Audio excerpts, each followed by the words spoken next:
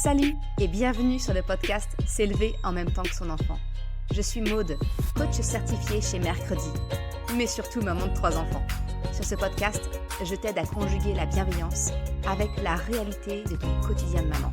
Utiliser ton choix d'une parentalité bienveillante comme un accélérateur de ton propre développement personnel.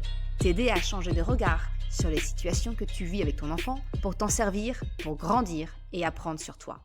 Hey, salut! Je suis contente de te retrouver aujourd'hui pour un nouvel épisode. Aujourd'hui, j'ai envie de répondre, en tout cas si je le peux, à la question « Est-ce que devenir parent, ça s'apprend ?» C'est souvent une question qu'on se pose. Alors d'un côté, on se dit « non, effectivement, quand on devient parent, quand on est parent, c'est quelque chose de tout à fait naturel, donc instinctif. Il n'y a pas besoin d'apprendre ou de se former. » Mais en même temps, on se rend compte qu'en réalité, on ne naît pas parent, on le devient. Et on se rend bien compte que parent, c'est finalement le plus dur métier au monde. Donc oui, quelque part, comme tout métier, j'ai envie de te dire, ça demande des compétences. Et donc, quelque part, ça s'apprend. Moi, je vois cela en réalité comme finalement un mix des deux.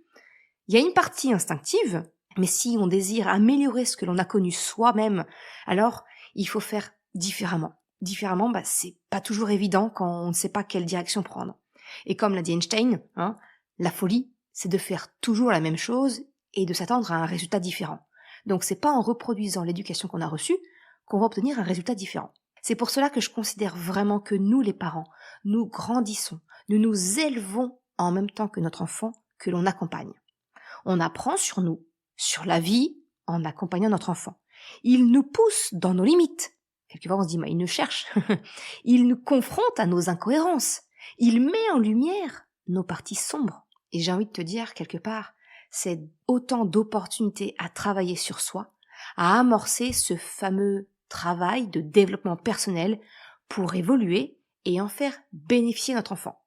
Alors, avant d'aller un peu plus loin, je vais juste faire une toute petite aparté. Là, je viens de te présenter finalement le sujet d'aujourd'hui, mais je fais une petite aparté pour remercier Nico. Nico qui m'a envoyé un mail, qui écoute le podcast. Alors, je vais pas te lire le message de Nico parce que il est très long, mais je vois qu'en fait, tout ce que je peux partager, Nico, c'est un papa, il a 2 enfants de 8 ans et de 5 ans. Et dans son mail, il me partage que vraiment, le podcast l'aide énormément, que ce que j'essaye de transmettre à travers les épisodes du podcast, le contenu que je te propose sur le site, ça l'a vraiment aidé à voir ses enfants différemment, à améliorer de ce qu'il me partage, c'est vraiment que ça a amélioré la relation qu'il a avec ses 2 enfants de 5 ans et 8 ans, et même en allant un petit peu plus loin, en voyant aussi ce qui se passe autour de lui dans les enfants, il me parle de son neveu qui a 2 ans, voilà, à un moment donné, il a dû le garder, et il a réussi à contourner une difficulté avec son neveu, d'une manière bienveillante, en respectant le besoin de son neveu, tout en respectant le sien. Donc, pour une fois, je prends cette occasion de remercier un des messages que je reçois, parce que j'ai envie de te dire quelque part, celui de Nico m'a particulièrement touchée, parce qu'en plus, c'est un papa. Et très souvent, les messages que je reçois quand ce sont des papas, c'est de me dire, Maude, tu parles toujours aux mamans, tu parles toujours au féminin. Et ce que n'a pas du tout mentionné Nicolas. Donc j'ai envie de te dire un grand merci, pour ton énorme message, c'est une énorme bouffée pour moi ça donne du sens à ce que je fais. Parce qu'en fait, en réalité, je suis toute seule à parler dans mon micro. Toi, tu m'entends, mais je n'ai pas du tout de retour en direct. J'ai les nombreux messages que je reçois, que ce soit par mail, que ce soit en réponse à mon mail du samedi, que ce soit sur les réseaux sociaux, mais rarement, jamais en direct. Et le message de Nicolas m'a vraiment percuté et m'a reboosté. Donc, ça me tenait à cœur de le remercier à travers cet épisode. Bref, allez, je referme la parenthèse, on revient sur le sujet du jour et encore merci Nicolas. Pour revenir au sujet sur effectivement est-ce que parent ça s'apprend, tu l'auras compris avec mon introduction, moi je pense vraiment que être parent, ça s'apprend. C'est finalement apprendre à déconstruire nos croyances, à apprendre à nous connaître vraiment. Finalement, la parentalité, c'est vraiment une opportunité de travailler sur nos propres blessures intérieures, les blessures de notre enfant intérieur, et les penser, les soigner. Et cela dans le but de pouvoir permettre à notre enfant de ne pas vivre la même chose, et ainsi avoir l'opportunité de bénéficier de nos progrès. Parce que non, l'amour, quelque part, ça ne suffit pas.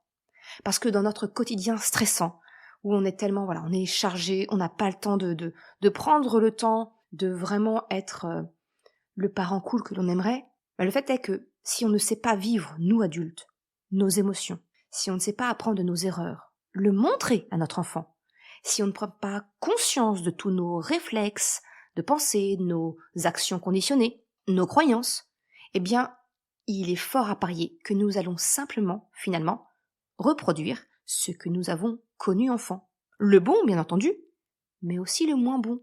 Cette partie qu'on aurait bien aimé améliorer pour ne pas faire vivre ça à notre enfant. Donc finalement, devenir parent, c'est apprendre à se remettre en question pour pouvoir évoluer et en faire bénéficier notre enfant. Mais, ok, je pense que tu es d'accord avec la théorie, mais concrètement, on fait comment ? Alors, je vais peut-être pas être hyper concrète parce que, j'ai envie de te dire, c'est tout un programme. C'est d'ailleurs le programme de ma formation C'est élever en même temps que son enfant.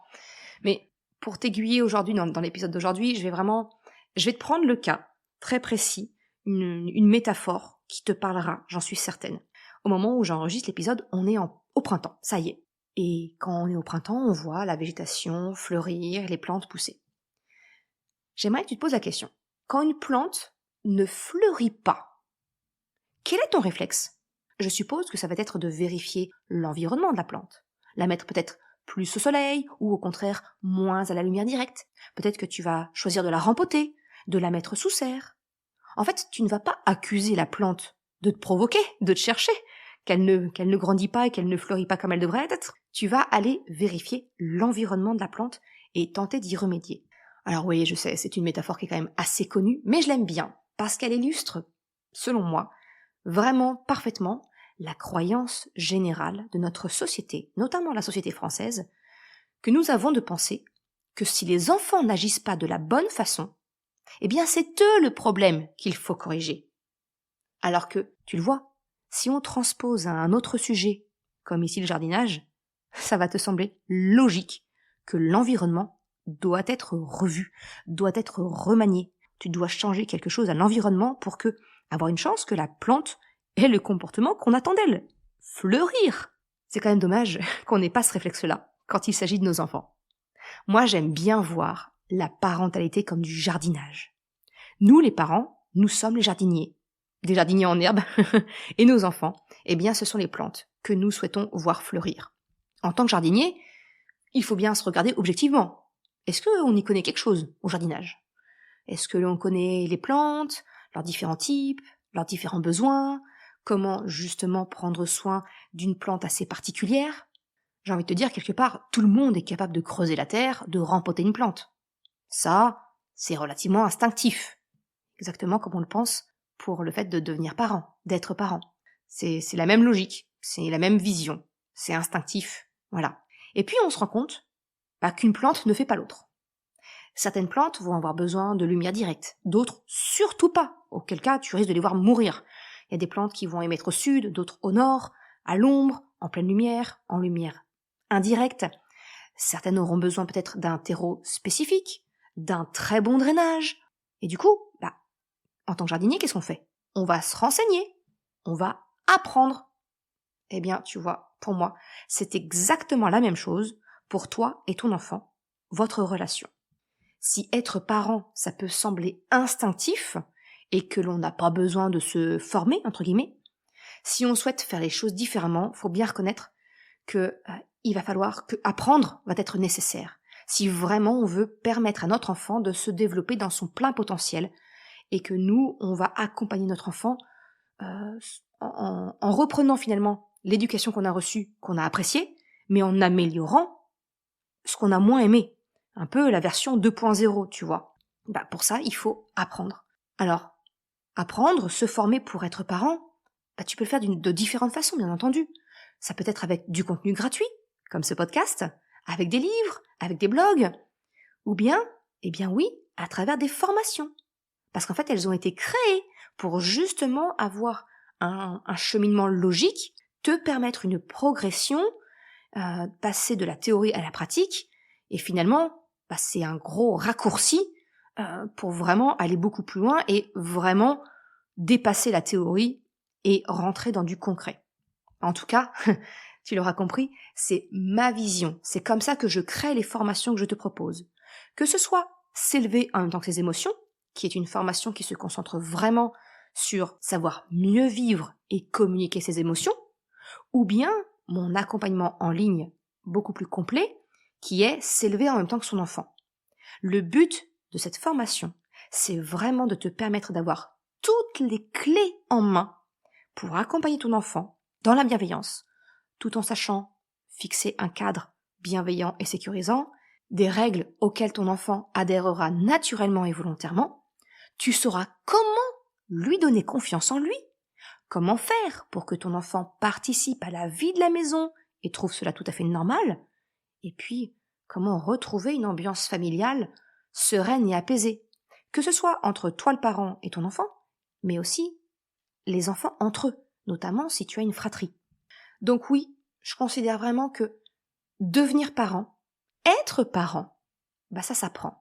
Si on désire accompagner notre enfant dans une éducation bienveillante, une éducation où tu vas te sentir aligné avec toi-même, avec tes valeurs, où tu respectes tes besoins, oui, ça va demander une part d'introspection. C'est ça le développement personnel. C'est pour ça que dans tout ce que je te propose, je marie systématiquement du développement personnel et des conseils en parentalité. Parce qu'en fait, au-delà d'apprendre à être parent ou à devenir parent, en réalité, je pense qu'il est crucial que tu apprennes à te connaître toi. J'ai envie de te dire quelque part, c'est d'ailleurs la partie de la formation, s'élever en même temps que son enfant, que préfèrent les mamans qui suivent la formation. Parce que c'est cette partie-là qui leur apporte le plus de résultats. C'est en actionnant ce levier-là qu'il y a le plus de déblocage et que les choses se mettent naturellement en place. À partir du moment où tu apprends à te connaître, tu apprends à connaître tes besoins, tu apprends à connaître les croyances limitantes que peut-être que tu as. Tu vois, à partir du moment où tu apprends à te connaître toi, ton mode d'emploi, tu es capable de communiquer différemment.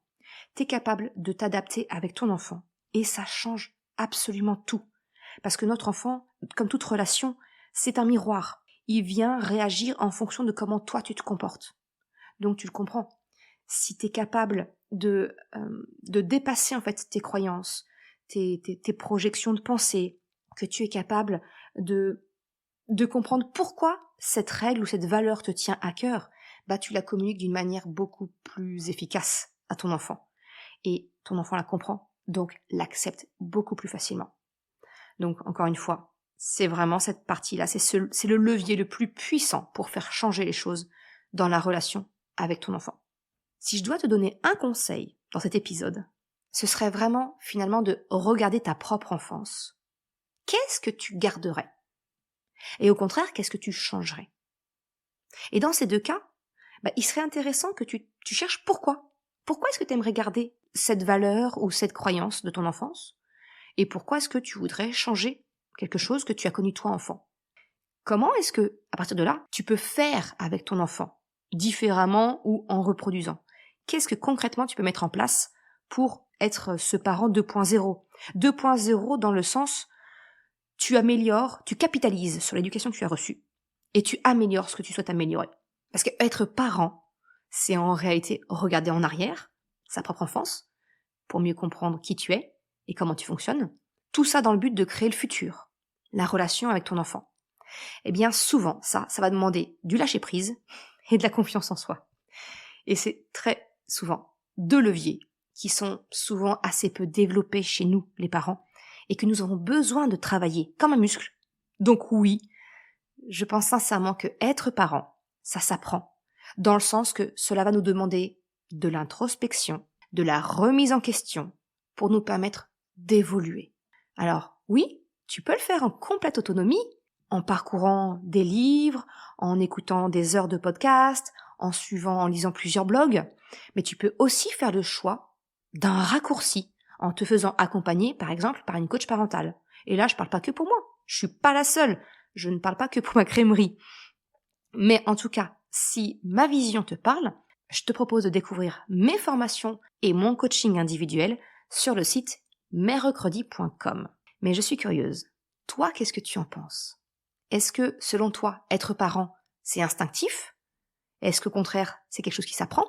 Ou pour toi, c'est un mix des deux?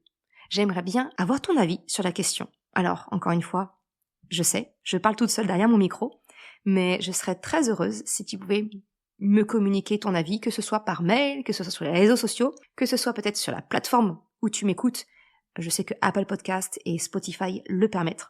Je serais vraiment ravie d'en échanger avec toi. Tu peux également, si tu le désires, laisser un commentaire sous l'article de ce blog associé que tu retrouveras sur merrecredi.com/118.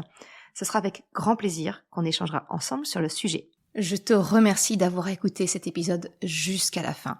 Si tu souhaites soutenir le podcast pour m'encourager à continuer à créer des épisodes, eh bien, tu peux le faire sur le site merrecredi.com/soutien en me faisant un don libre. Une autre façon de m'encourager et qui est vraiment très efficace, eh bien, c'est d'en parler tout simplement autour de toi, de partager le podcast, le site. Et si le cœur t'en dit, eh bien, c'est également de me laisser un commentaire ou une note sur Apple Podcast, Spotify, quelle que soit la plateforme, si elle te le permet. Ça m'aide vraiment à faire connaître le podcast, à diffuser ce message qu'une autre façon de la parentalité est possible. Un grand merci à celles et ceux qui prennent le temps de le faire, mais également ceux qui m'envoient des messages privés. Ça me fait toujours très chaud au cœur. Je te souhaite une excellente journée, après-midi, soirée, quel que soit le moment où tu écoutes, et je te dis à très bientôt pour un nouvel épisode. Ciao!